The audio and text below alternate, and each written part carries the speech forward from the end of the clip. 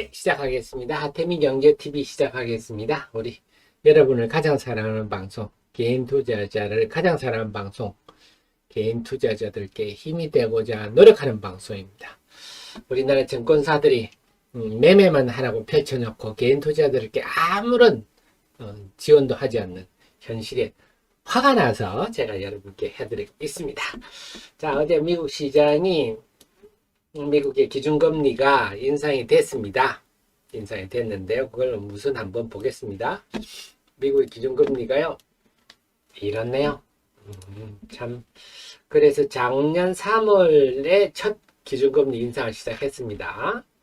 작년 3월에 첫 기준금리를 인상을 시작해서 그래서 작년만 하더라도 0.0에서 0.25였다가 3월부터 0.5로 올려가지고 1년 만에 이제 4.75에서 5.0까지 왔네요.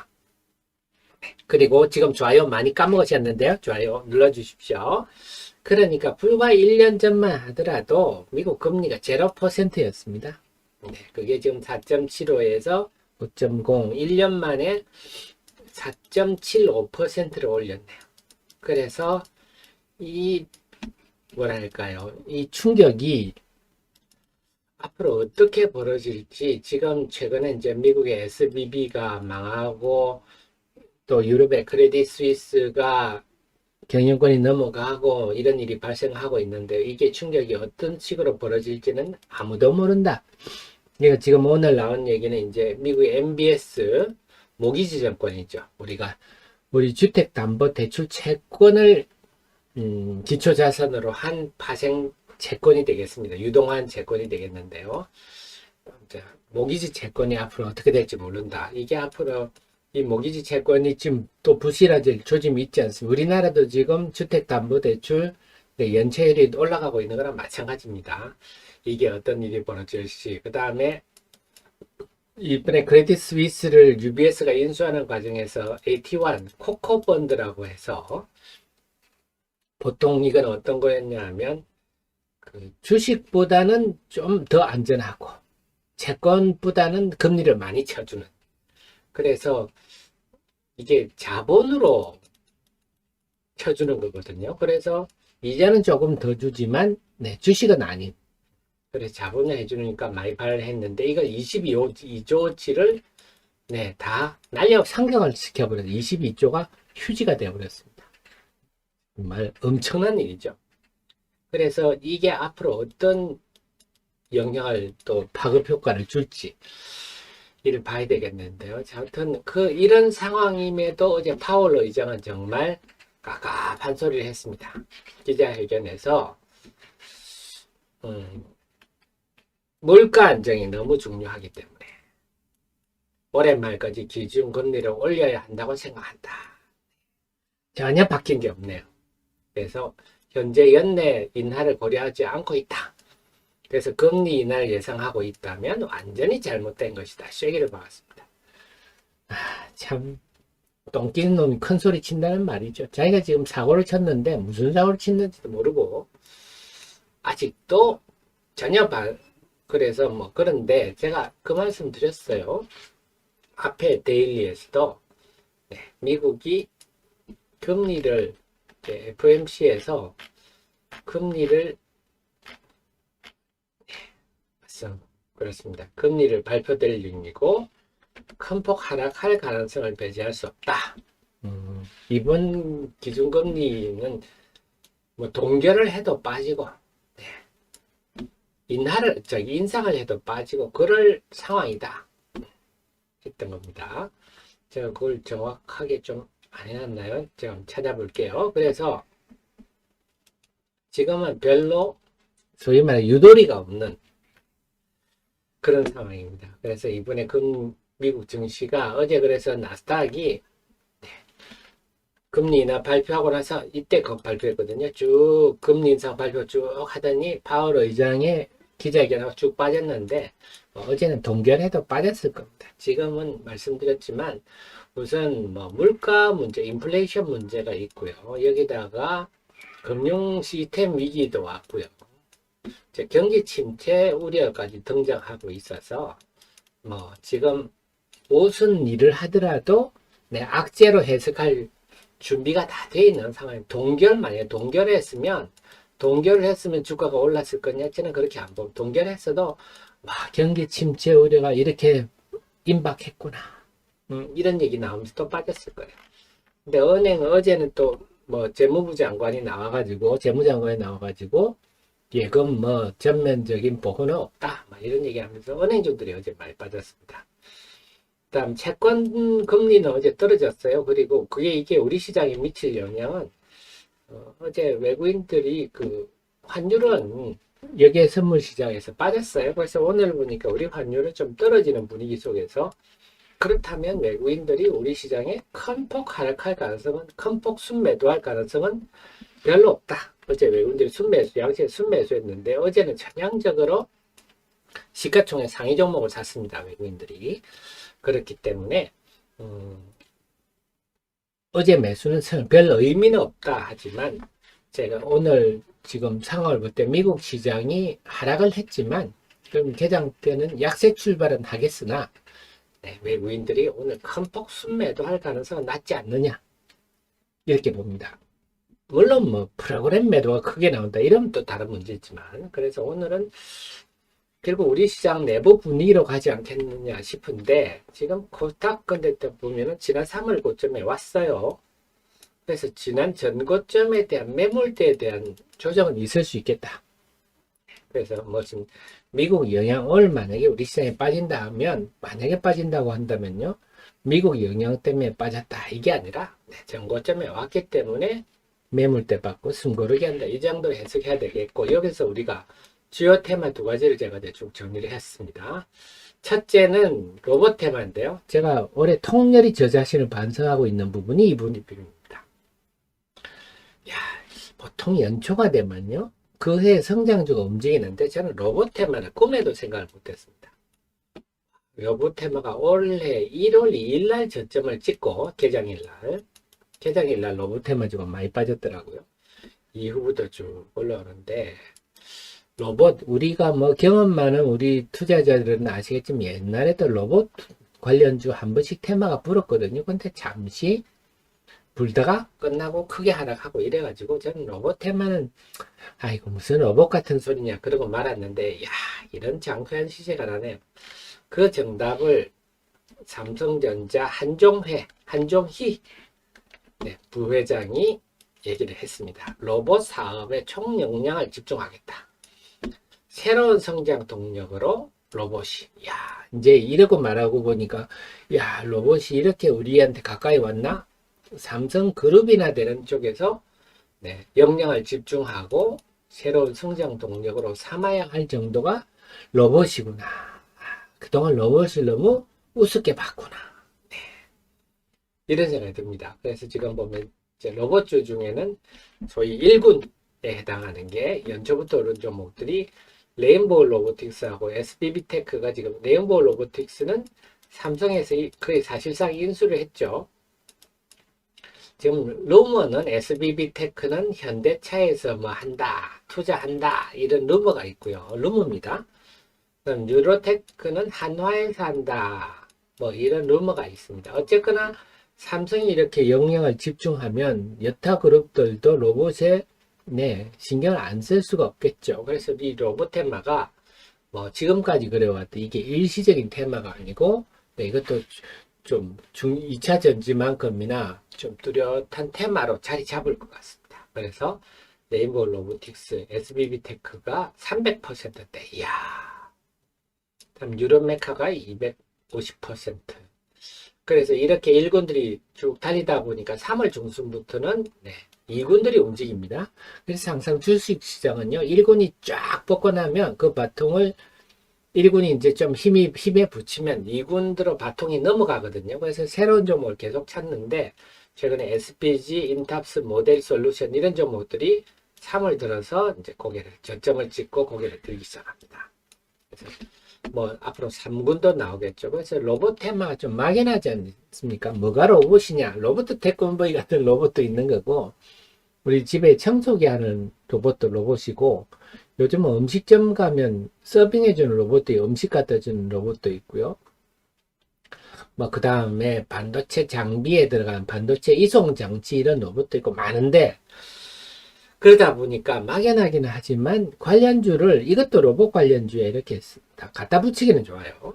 그래서 어쨌거나 지금 뭐 SPG라든 인탑스, 모델 솔루션 이런 것들 주식들이 최근에 3월 중순부터 고개를 든다. 로봇 테마가 지금 이런 흐름이군요. 그래서 삼성의 한종희 부회장으로 본다면 로봇 테마는 좀 생명력이 긴, 그리고 앞으로도 삼성그룹 외에도 여타 그룹에서도 로봇 하는 얘기가 많이 나올 것 같아요. 그러면서 우리가 앞으로 로봇 관련주를 좀 잘 찾아봐야 되겠네요. 사실 인탑스 같은 건 사실 생뚱맞았거든요. 웨어러블 로봇 이를 처음에는 웨어러블 로봇 하기를 처음에 저는 무슨 말 같지 않은 소리냐 했는데 또 자세히 공부를 해보니까 제법 뭐 스토리가 나오더라고요. 그래서 자, 그 다음에 그래서 앞으로 뭐 2군, 3군 자꾸 찾아봐야 되겠습니다. 저도 계속 노력할게요. 그 다음이 2차 전지 테마인데 2차 전지 테마는 뭐 새삼스럽진 않지 않습니까? 작년에도 내내 2차 전지 했는데, 그런데 올해 지금 1월 하순부터 2차 전지가 오르고 있는데요. 1월 말입니다. 1월 말 정확하게 거의 1월 말인데요. 이게 에코프로 때문에 그렇죠. 에코프로가 300%를 뽑아. 이야, 참 에코프로가 지금 시가총액 2위가 됐는데요. 에코프로가 지금 뭐 네. 뭐 이렇게 시세를 1월 이때가 뭐냐? 네, 테슬라가 이게 우리가 설 연휴 끝나고부터 움직이기 시작했거든요. 테슬라죠, 테슬라. 테슬라가 1월 중순부터 1월 한 상순부터 움직이기 시작했죠. 1월 상순부터 하면서 1월 하순에는 미국의 테슬라의 공매도 세력들이 박살이 났어요. 1월 달부터 2월 초까지 테슬라 공매도 세력이 한 10조를 손실을 봤다 하는 뉴스가 나왔습니다. 그 영향으로 우리나라에도 2차 전지를 공매도한 세력들이 엄청 많았거든요. 작년 12월만 해도 거의 테슬라가 망해가는 분위기 아니었습니까? 테슬라 재고도 많고, 네, 연말에 조 단축도 안 했는데 크리스마스 때 쉬었고 막 이러니까 막 테슬라가 망해가는 듯이 해서 테슬라 주가가 100달러가 막 무너질까 말까까지 갔었는데요. 그러고 나서 쭉 오르니까 우리나라에도 공매도 세력들, 그래서 이때 제가 사실 말씀을 좀 드렸었어요. 공매도 쇼커브링이 들어온답니다. 그런데 와, 사실 그때 말씀드릴 때도 많이 올랐거든요. 그런데 지금까지 보니까 이거 코딱지만 하네. 코딱지만. 어쨌거나 테슬라에 출발된, 그 다음에 공매도 세력들의 쇼커브링으로 출발된 흐름들이 쭉 해서 이렇게 쭉 뽑으니까, 와, 이런 장편주가 났습니다. 그러다 보니까, 네, 다시 한번 새롭게 2차 전지가 부각이 돼버린 거죠. 그래서 선도주라면은 1월 하순 테슬라 와 같은 맥락을 하면서 에코프로 BM. 네. 다음이 보면 미래나노텍도 제법 올랐죠. 그래서 제가 그동안 그런 말씀 드렸어요. 2차 전지는, 올해 2차 전지는, 네, 미네랄과 소재에 집중하십시오. 미네랄은 우리나라에 뭐 미네랄이 안 나니까 폐배터리 잔용, 성일 하이텍, 세비캠, IS 동서, 뭐 코스모 화학, 뭐 이런 것들이죠. 다음에 소재는 탄산 리튬과 수산화 리튬인데 수산화 리튬으로 통칭할 수 있겠습니다. 수산화 리튬하는 하이드로 리튬, 어반 리튬. 그리고 이러다 보니까 그 가공하는 주식들이 미래 나노텍, 뭐 에코프로, 최근에 강원에너지도 무수 수산화 리튬 하면서 부각되고 있죠. 가공 관련주. 그 다음에 LFP, 제가 영상이 곧 올라왔죠. LFP 배터리하고 원통형 배터리 쪽으로 우리나라 셀 3사도 생산에 앞으로 본격 생산에 들어간다. 아니면 내년부터 들어갈 거다. 이러면서 그 부품 관련주들이 움직이는, 그래서 이 흐름 속에서 보시면 됩니다. 그래서 최근에 강세를 보이는 종목도 이런 맥락의 종목들이 많습니다. 그래서 보면 대신에 2차 전지가 지금 다 오르지는 않아요. 종목별로 좀 등락이 있습니다. 예를 들어서 에코, LNF 같은 경우는요. LNF는 같은 양극재 들고 있는 분들은 이 복장이 터질 일입니다. LNF는 야 무슨 애플과 계약했다는데도 뭐 오르는 게 하나도 없어. 그죠? LNF 이런 주식은 상대적 상승폭이 미미해서 그래서 못 오른 종목도 많습니다. 뭐 엔캠 같은 경우도 마찬가지죠. 엔캠 같은 주식은 하나도 못 올랐죠. 그래서 2차 전지라고 다 올른 거 아닙니다. 근데 제가 그동안 자주 설명드렸죠. 엔캠은 네, 일렉트로라이트 전해액을 만드는 회사다. 전해액은 그냥 단순 배합에 불과하다. 제가 말씀을 드렸잖아요. 그래서 우리 애청자님은 하 대표가 전해액 이런 거 단순 네, 배합 이런 거는 별로다. 했기 때문에 안 보셨겠지만 안 보셔서 다행입니다만 그래서 이런 류 주식들은 못 올란 것도 많아요. 다 오르지 않았습니다. 오른 주식들은 제가 말씀드린 대로 우리 하 대표가 분석한 대로 미네랄이나 폐배터리 미네랄이나 그다음에 소재 그러다 보니까 소재 가공 이런 것까지 그래서 본다면요. 에코프로 BM이 지금 가장 선도를 지금 뽑았고 미래나노텍은 수산화 리튬 가공 미세 가공 나노신소재는 음극재 관련주죠. 이건 LFP 관련주다. 이렇게 볼 수가 있습니다. 성일하이텍은 네, 말씀드린 미네랄 관련주로 볼 수 있죠. 그래서 뽑는 주식들이 우리 하 대표가 설명한 그 맥락이구나. 이렇게 보시면 되겠고 그래서 2월 상순 중순 들어서는요. 금양이 2월 8일을 저점으로 해서 쭉 뽑았습니다. 금양은제는 모르겠어요. 금양은제는 정확히 이게 뭘 하는 회사인지는 제가 뭐라고 말씀 못 드리겠습니다. 그 다음에 코스모화학은 폐배터리, 미네랄이죠. 하이드로 리튬은 이제 수산의 리튬 생산 쪽입니다. 네. 하이드로 리튬은 워낙 그 옆에서 자범들이 많아서 언론에서 막 씹고 하는 바 상대적으로 덜 올랐지만 그래도 2군에 해당하는 흐름을 보이고 있어요. 그 다음 3군이 2월 하순부터 움직이는 주식인데요. 강원에너지가 뒤늦게 그래서 이것도 가공이죠. 가공. 수산화 리튬 가공. 무수라고 하는데요. 제가 말씀드렸지만 이 회사는 언론 활동을 너무너무 잘합니다. 주주들은 좋아하겠어요. 원재료 넣었다. 초도품 나왔다. 그 초도품이 S사에 통과됐다. 샘플 테스트 통과했다. 그 다음에는 또 삼성 SDI에 통과했다.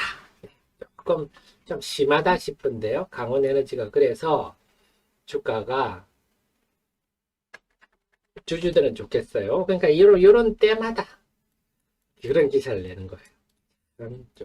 좀 순수성은 좀 의심스럽습니다만 잠깐만 우리야 중요한 거는 액면을 알고 잘 이용만 하면 되겠죠. 그래서 이 회사는 이런 특성이 있다. 또 최근에 우리 배터리 아저씨께서도 강원에너지를 또 얘기를 했다고 하더라고요. 그분 영향도 컸다고 봅니다. 어쨌거나 강원에너지도 수산의 리튬 가공이고요. 이수화학은 전고체 전지죠. 전고체. 전고체 전지도 앞으로 가는 방향이다.